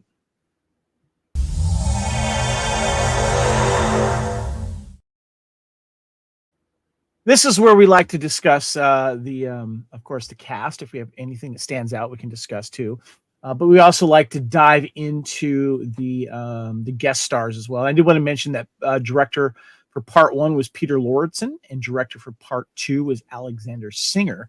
But I did want to bring another character profile to the table here. This is actress Sabrina LaBeouf. She played the pilot, Ensign Gusti. Mm-hmm. And I am showing the Star Trek card game character that we had of her as well. Ensign Gusti is representative of staff officers in Starfleet, served as the ops console aboard USS Enterprise in 2370. Sabrina LaBeouf, does she look familiar, guys? Well, she should, because she was part of a very famous family in the 80s, and that, of course, is The Cosby Show. She played Sandra, if I remember correctly, the eldest daughter of the very, very large Cosby Show. And a little bit of trivia about her. Her final competition for the role of Sandra Huxtable on The Cosby Show that debuted in 1984. And just a little tease, guys. We're doing 1984 on Time Warp right now, and we've brought up Cosby Show. Her competition was Whitney Houston. LaBeouf's theater experience won her the role. Whitney, I think she did okay for herself for a while. So, Amy, you looked a little flabbergasted there. Wow. No, I did not know that about Whitney Houston. And when I saw Ensign Gusti, I was like, yes, I remember her from Sandra and the Cosby Show. And then the spinoff, because she showed up on that one too. She had a guest appearance on A Different World yeah. but you got playing Denise Huxtable, playing the same character, Denise Huxtable's sister. I don't know all the details, but she didn't stay throughout the whole series. No. They kind of wrote her out, and then she kind of came back later when it served a thing though. Because Denise, then it was her with the kids. She had So that's how she got back in. But yeah, you're right. She was the oldest, and then she got married to that guy, and yeah.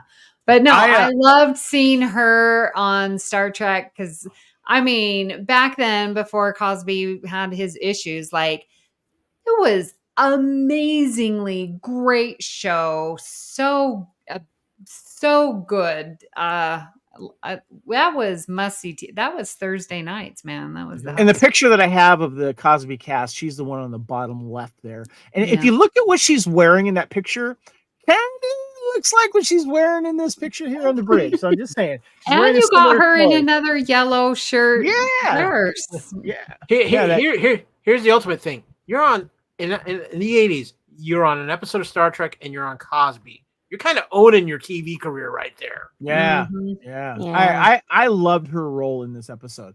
But I wanted to showcase her there. Guys, did you have any other highlights of the cast and or crew? Haley? Yeah, and I'm trying to find out, but I remember watching this and I still love it. The lady playing the piano. With like the things, and I just love like that she's the person that knows the stuff rather than the bartender. It's just Was that this episode or you? No, is that that was or a am I different thinking episode? of a different Oh one? yeah, you're thinking. Oh, I'm thinking the other one Yeah. Yes. because that's Yeah, my that's brain. okay. I know what you're talking about though. Yeah. Yeah. Definitely. Anyway, never mind. Nope, Okay. I'm good. Well, we did not want to end this podcast without talking about one of the biggest guest stars, and that, of course, is Robin Curtis, who plays Talera. And of course, I got to show the Decipher Star Trek card games there because that's what I do here. And I played with both of these cards. The one on the left is a variant version, a very hard one to find there. And I love the fact that she does not work with other Federation affiliation personnel. She's a smuggler and a thief. And what I love about it is that the flavor text in these cards take the essence of the episode that they are in. For example, Talera, when you complete this mission, if it is worth 40 or more points, you may score an extra 5 points. So, but we all, of course, know about Robin is that she replaced Kirstie Alley in Star Trek 3. As Savick, and she's been a wonderful guest star in a lot of conventions. Robin Curtis is great with fans. She'll put on that monster maroon outfit as well. Amy, I want to go to you about Robin Curtis. Yeah, she is just amazing. And every person that I talk to that has been to conventions always has amazing things to say about her. She loves us fans. She's willing to talk. She's like very human being. She goes to the ones in Destination and over in Europe. So like all my friends like know her, and they absolutely love Robin Curtis. And so I got up the courage, thanks to my friends, and saying, hey, my friends really love you and they wear this scant. And so I showed her the picture and she's like, oh my gosh, that is so adorable. I remember meeting them. It was in England. And so she's like, you need to text me that picture. And I'm like, oh, okay. I'm fidgeting, shaking. She's like, just calm down. It's okay. And she gave me her number. So I'm just saying, I have Robin Curtis's cell phone number and we've texted back and forth. She's like, thank you for saying, you're so adorable. She was just the most gracious person ever. That Love is so cool. Robin Curtis. Yeah. It's nice to hear that firsthand, especially from you, Amy. That's nice. Yeah. Your thoughts, Haley, on Robin Curtis in her role as Talera and just Robin Curtis in general and how awesome she is. Yeah, no, I think she did a great job of playing this character that at first you're like, oh, okay, I sympathize, I feel for her, and then you realize like, oh no, she's kind of crazy. So I shouldn't feel that way. But and then yeah, just in general, I think I really loved her as Savick. I'm not gonna lie. I know that's gonna get ruffle some feathers with the Star Trek fans, but that's It doesn't for okay. me. I'm with you there. I love her as Savick. I think she's I agree great. 100%. You know, especially during the scene when the Klingon kills Kirk's son. I mean, it's a tough one to pull out there, and she's fantastic in it. Yeah. So I think she's wonderful. I haven't had a chance to meet her myself, but I've enjoyed seeing her on the screen.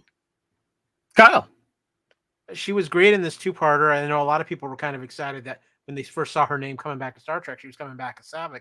But she was great in this episode, and I'm with you guys. I mean, as much as I love Kirstie Alley, I think Robin Curtis is Savick to me. I think she pulls off a phenomenal performance in Star Trek 3 that I don't think Kirstie Alley could have pulled off at that time with some of the seriousness of that film. And I think she's just been a great addition to the Trek family and has been a great representative for Trek through the years. Yeah. Yeah. You know, it's interesting too, because there's been a bit of fandom that like, you know, I'd love to bring her back as a Saavik. And then I don't know. I'm not familiar with the books enough to know if her character got expanded on or not. Does anyone know if we got more Saavik in books or any other form? I don't know. I have not. I'm sure. I mean, that's TOS. There's been a lot of years. Okay. This is where we wrap things up and we talk a little bit of our final thoughts and IMDb ratings and how we would rate these as well.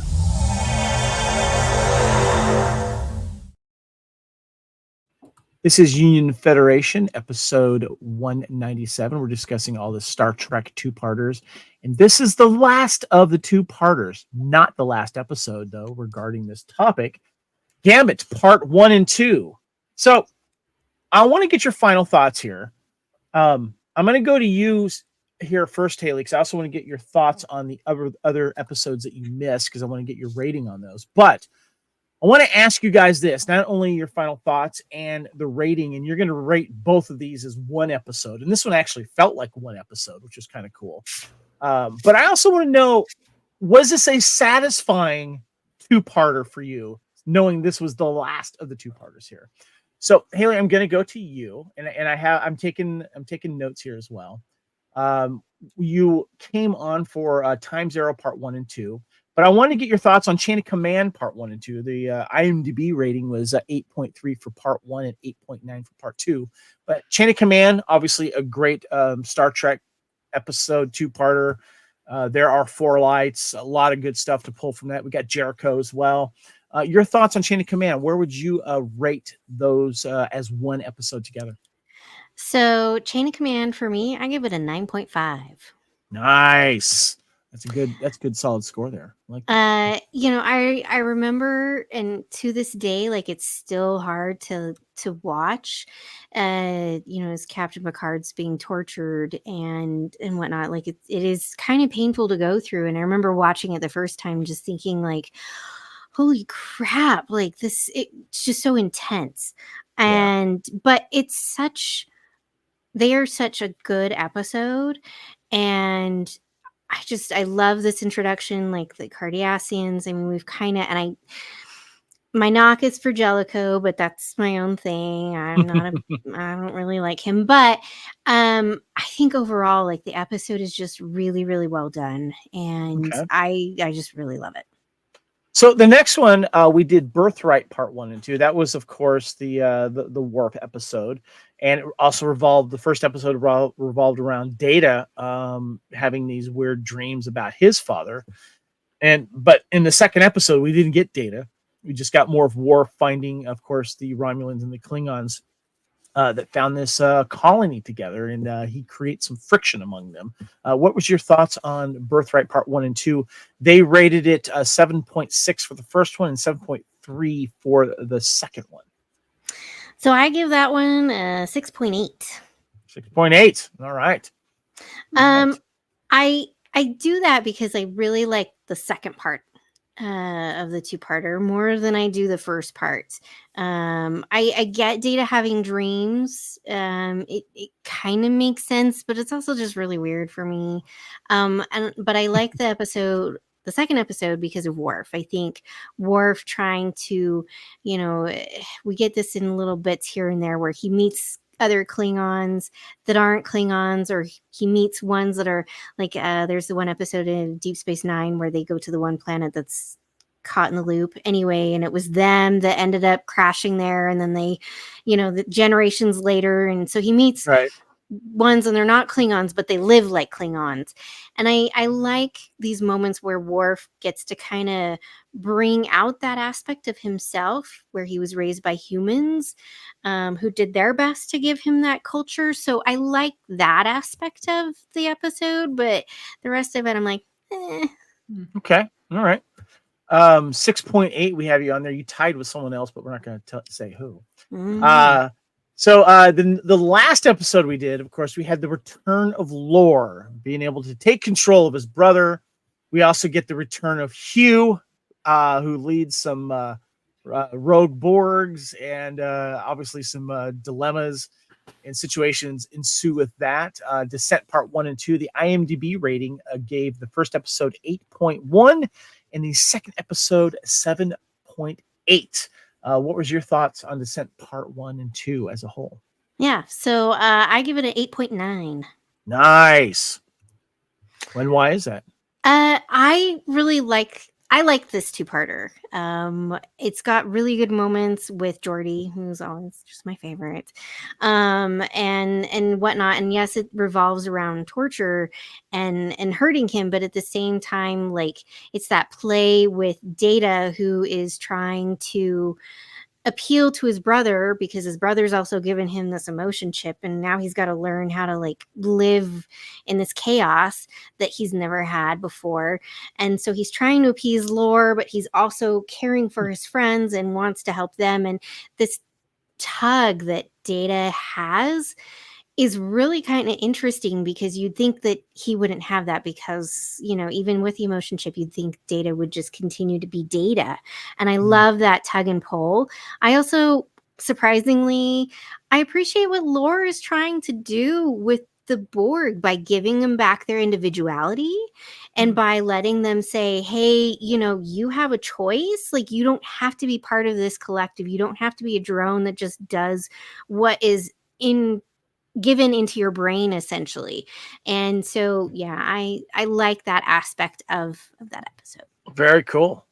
Well, let's get your final thoughts and your final ranking on Gambit, the last of the two-parters here. And Gambit, the IMDb rating from 1 to 10, gives the first episode a 7.8 and a 7.9. Give me your final thoughts on Gambit, and what is your overall ranking for these episodes? So I'm giving it a 9. Ooh, I love it.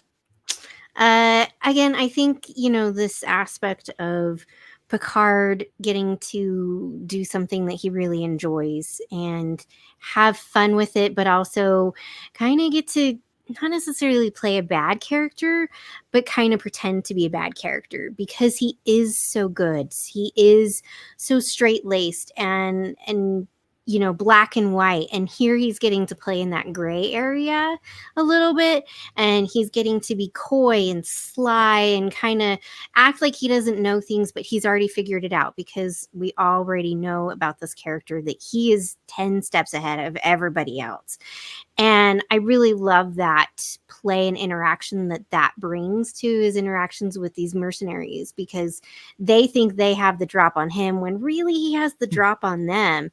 Yeah. And so I love that. And I really like the different characters. And again, I talked about, you know, this relic and this idea that, you know, we can overcome negativity if we allow ourselves to, and just seeing that aspect of it.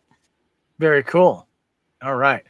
Amy, I'm going to go to you. Let me get your final thoughts here on Gambit Part 1 and 2. And please give me your rating as well. Yeah. I really do enjoy this two-parter. It definitely feels like a two-parter. Like I said, it's like one beautiful episode. I really enjoy seeing the pairings, like I mentioned, with the Riker and Troy, and the Data and the Worf, and the Riker and Picard. That fun, and it's like subterfuge, and you're getting some like James Bond, you know, not figuring things out and trying to figure things out. I really liked the what's it, the device, right? Stone of Gaul. Yeah, thank you. And it's interesting because we talked about when Troy was talking to Data in Birthright about his dreams, or no, in Descent, saying, you know, there's no negative emotions. It's what you do with them. And if you pair that with this episode, that's why this weapon isn't real. Like, it's not a weapon, because emotions are not negative or positive. It's what you do with them. And so I love that is in the back of my mind, because I love when Troy says that. And it's like, okay, yeah, there's this flaw in this weapon, because it's really the actions that is judged positive or negative. What's the effect of it? And I think it's always funny when the effect comes and it passes through Picard and it passes through, and then like the last test, can Worf pass through it?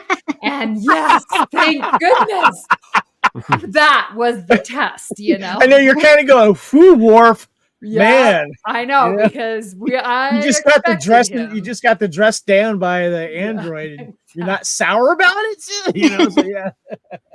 Yeah. But I mean, it's a great episode where we get this fun, emotion test of, can you pass? Can you follow directions? Because they beam on and Picard's like, drop your weapons. And it's like, how much trust do you have in this person who's holding a weapon, who's going to use it against you? And thankfully, we're at 7 seasons, so we know we trust Picard perfectly. So it's a great episode, and my rating is going to be an 8.6. 8.6. All right. You know what's funny? You just reminded me of an observation before I get to you, Kyle. When she is using the Stone of Gaul, and it takes out Narek and Vacor, and it's that weird kind of like amber bubbly look. It kind of reminds me of like early CG stuff for when they really started getting into the changelings changing in Deep Space Nine. I felt like there's a little similarity there. So, all right, Kyle. So, this isn't a Spinal Tap podcast, so you can't go to 11 here. But I do want to get your final rating and your final thoughts here on Gambit 1 and 2. Well, to follow up on your thought with the whole amber thing, I'm thinking, are we going to trap people for Jurassic Park here or something like that? I know, right? Can we clone Narek now? I don't know. Yeah. As far as this two-parter goes, I think with this one, it's one of those fun two-parters. It's just like, hey, we wrote this. Go out there. Work your acting chops a little bit. Have a little fun. We're gonna get you a little out of character from what you're used to. Let the guard down. Let's open up the curtain a little bit here. Let's let them see you play some other roles. Not only for Patrick Stewart, but for Jonathan Frakes, for Brent Spiner, getting back to a little bit of Captain Data, even Troy and has a moment, and I mean even Worf and Beverly have a moment when James Worthy comes walking off as the hugest Klingon ever. So, and that's the thing. This is just one of those times where you just know they had fun going into work. They had great guest stars with them. Everybody had a good time, and you can sense it. It just does feel that way. Is it the best story of Next Generation? No, it's probably an average Next Generation story. There's not anything that really impacts anything going forward. But it's just a fun 2-episode escape.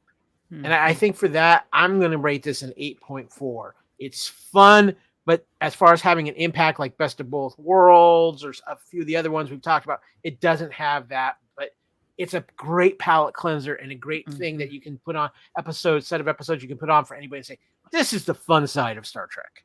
Mm-hmm. You hit a lot of notes there, Kyle, that I was feeling too. It is definitely a fun episode. It's a great adventure. A lot of the cast gets to shine in this. And it's really nice to see Picard really in his element, as you kind of alluded to, Haley. He's geeking out big time, but he knows he's in mortal danger at the same time, which is kind of funny. Just a great guest cast too. And I love the little shootout they had, of course, there, little action scenes we got going on. And you really feel like the crew is gelling. And reason why you feel that way is because the cast is gelling. And they're just little, whether it's surreptitious glances and looks and just little things like, when Worf shows his impatience on the bridge, says, finally, and then he does it in front of everybody. and you see that thing in Data going, it's not right. I got to call him out on this. But I'm not going to do it in front of other people. I'm not going to show my displeasure in front of other people like he just did with me. I'm gonna go school him back where I got schooled by other people. So anyway, there's all these great little moments in this. And Kyle, when it comes back down to it, I have fun watching this episode. And yes, I'm a little biased because I love the cards. The characters came from this as well. Haley, you gave it the highest rating thus far. You gave it a 9.0. Not just because I'm trying to beat you, but I'm going to give it a 9.2. So that's where I'm feeling this. It's one of my favorites of all of these, to be honest with you, because space. You had me at Space Pirates. Come on. So yeah. All right, guys, let's go ahead and wrap things up here. Of course, this is Star Trek The Next Generation, Gambit Part 1 of 2. Every 2-part episode reviewed. We've given our final thoughts. This is the Union Federation. You can find, of course, on the Fandom Podcast Network and, of course, on the BQN. And we've been having a lot of fun. Even though this was the last 2-part episode, we're not done. We got one more, guys. Episode 198. Not only are we going to go back and we're going to remind people of the ratings, we're going to give some maybe new thoughts on it. I'm going to challenge the panel here who makes it. You sticking with your original rating, or are you going to change it? But we're also going to have a little fun too. I'm going to show you the rating from the lowest rated to the highest of what the article revealed. Remember, we did this in the order of the as we were watching it live back in the day or in repeats. We were showing it in broadcast order, but we're going to show you the order that was the article done by rating. And we're going to have a little fun. We're going to look at our other favorite Star Trek 2-part episodes out of TNG and have a quick discussion about that as well. This is the Fandom Podcast Network. My name is Kevin Reitzel. You can find me, of course, on Facebook and, of course, on the Union Federation Facebook group where we discuss both Orville and Star Trek. You can find me at Spartan_Phoenix on all of the socials. That's where you can find me. Kyle, where can we find you, sir? Well, like you can find me all over the Fandom Podcast Network.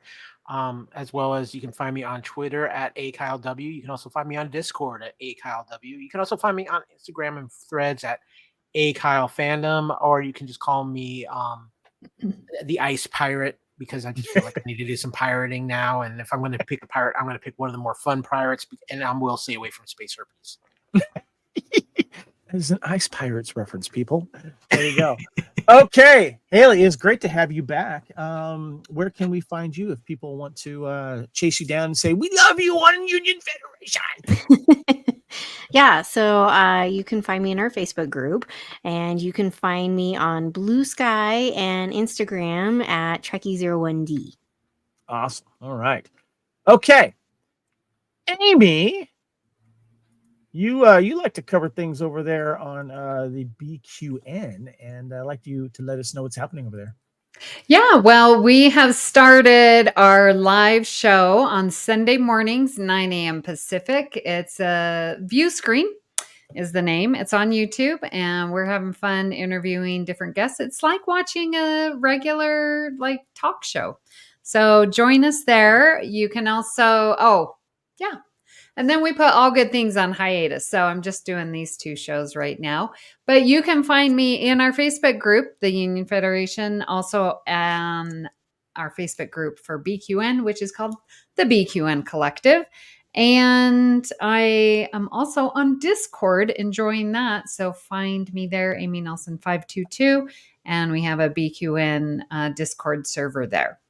Awesome. Now, before I let you go, Amy, we're going to have some fun later this year. We are going to return to talking about the Orville. I'm wearing my Latchcomb champion t-shirt right here, by the way. I haven't recovered. My hands haven't recovered for the last game. Come on, Kevin. Because we keep saying this is a Star Trek and Orville podcast. Of course, there's heavy rumors out there where we will be getting a 4th season of the Orville. But Amy, you came up with an idea about doing a limited run podcast for covering the Orville. And I've been doing a full rewatch of the Orville, getting prepped for this. And I would like you to tell the listeners and the viewers out there what we are going to be doing later this year. Ooh. Well, we've got a breaking news moment, listeners. We have been working and we want to do a character profile for our lovely characters of the Orville. I've been missing it. And with the great news at STLV that we are going to get a new season, we've got to get back and remember who these characters are on the Orville. So we're going to be doing a little prep work for you and getting back to the Orville. We've got a 10-week plan in store, right, Kevin? Yeah, we do. Yeah, we do. We're going to be having some fun with some characters and revisiting. Kyle, Can we get Scott Grimes to sing us a special theme song for that run? Man. let's work on that. I'm sure Amy has his number in her phone since she has everyone else. Again, guys, reminder, even though we just finished discussing the last of the 8 two-parters in this limited episode, this is a series. We have one more left, episode 98, where we are going to be reviewing all of them and talking about our other Star Trek favorite two-part episodes. So make sure you pay attention and come back. Guys, thank you so much. Amy, Haley, Kyle, thank you guys. That was a lot of fun. And we'll see you next week talking one more time about Star Trek The Next Generation and its two-part episodes. Live long and prosper.